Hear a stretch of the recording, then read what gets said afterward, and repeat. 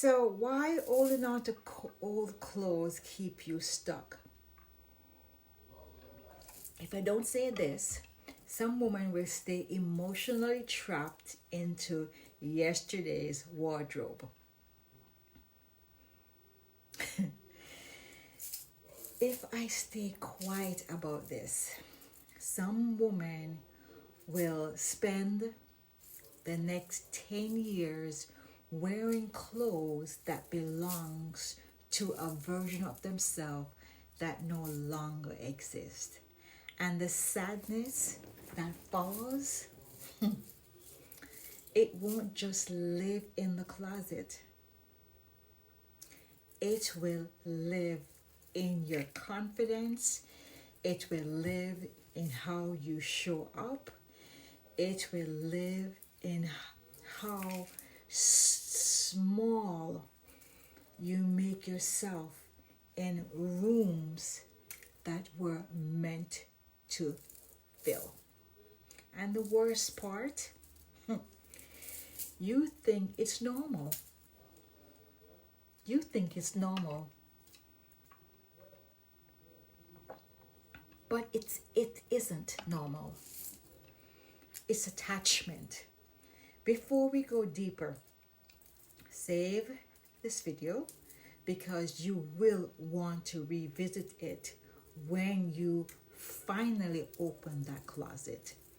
Like this video so it reaches the woman who feels invisible in your own wardrobe, and subscribe if you are ready to evolve your confidence through style. Share this video with a woman who keeps saying, I'm holding on to it just in case.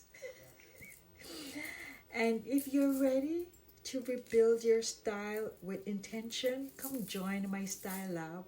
That's where we do deeper work of aligning your wardrobe to who you are now. So now let's talk about letting go. The sadness hiding in your closet. There is a quiet sadness that lives in many women's closet. Not loud sadness, not dramatic sadness, just a lingering heaviness. You open the closet door and you see clothes that don't fit, clothes from another decade, clothes from another version of your life, clothes from a body that has changed. And every morning you try to work around them. Hours. You shift hangers and shift, take off one, put on one, take off one. You move things around to the side, let the sleeves look good. You search for something that feels like you and slowly you begin to believe, maybe I've just lost my sense of style. But that's not what happened. Your style didn't disappear. It got buried under old version of you. If I don't say this out loud, some of you will keep blaming yourself instead of examining what you're holding on to. And the sadness will continue quietly. If you ever open your closet and felt disconnected from everything else, comment, I feel that. I feel that. Because awareness is the first step to change. So why women hold on to old clothes? Not just women, but why we're talking about women now? Let's be honest. Women don't hold on to clothes because they love them. they hold on to them because they represent something.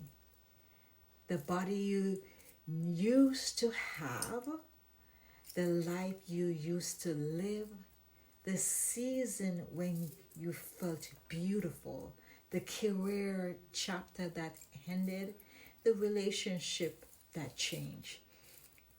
Those clothes become emotional anchor.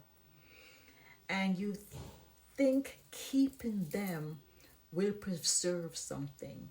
But here's the truth. Clothes that belong to your past cannot build your future confidence. If I don't say this clearly, some women will keep dressing around ghosts. Ghost of old bodies, ghost of old season, ghost of old identities. And they will wake up every day feeling slightly disconnected from themselves. And that's the sadness I refuse to stay silent about. So save this video right now if you know your closet needs an honest conversation. So, how old clothes keep you stuck? Old clothes do more than take up space, baby. They freeze you in time.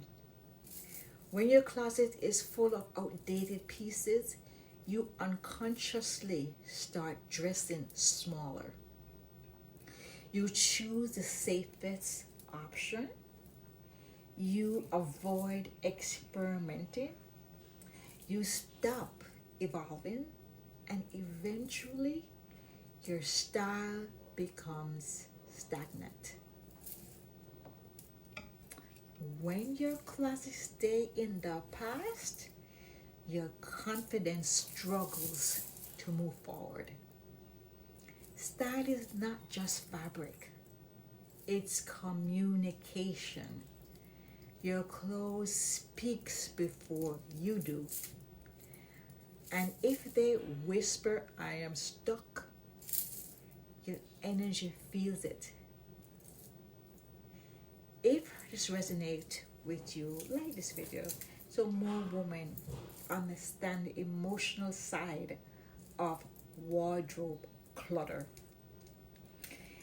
So, letting go is a style reset. As a seamstress, I know something important. Fabric must sometimes be removed to create a better fit. You cannot tailor a garment while clinging to every extra pieces. And the same is true with your wardrobe. Letting go is not less, it's not lost, it's not less, it's not lost. It's editing, it's refinement, it's respect for the woman you are today. Letting go of old clothes is not vanity, it is emotional clarity. If I don't say this, some women will keep a closet full of just in case. Just in case I lose weight. Just in case this trend comes back. Just in case I need it someday. But just in case keeps you emotionally paused. Share this video with a woman who needs permission to release the past. So, the freedom on the other side. Something beautiful happened when you finally let go. The closet breathes. Your choices become clearer. Your reflections feels more honest. And suddenly you start dressing with intention again. You stop chasing who you were and start expressing who you've become. Confidence grows in closet that reflects the present, not the past. So this is the work we do inside the Style Lab on how for things coming in. We help women identify their current body, define their fashion personality, and release outdated wardrobe pieces and build intentional confidence boosting closet. Align their style with the woman they are today. If you're ready to stop dressing like your past self, come join my lab. Come join my style lab. So, the years you could lose. Let me ask you something honestly. How many years have you already lived with a closet that does not represent you? 5 years? 10 years? Maybe even longer.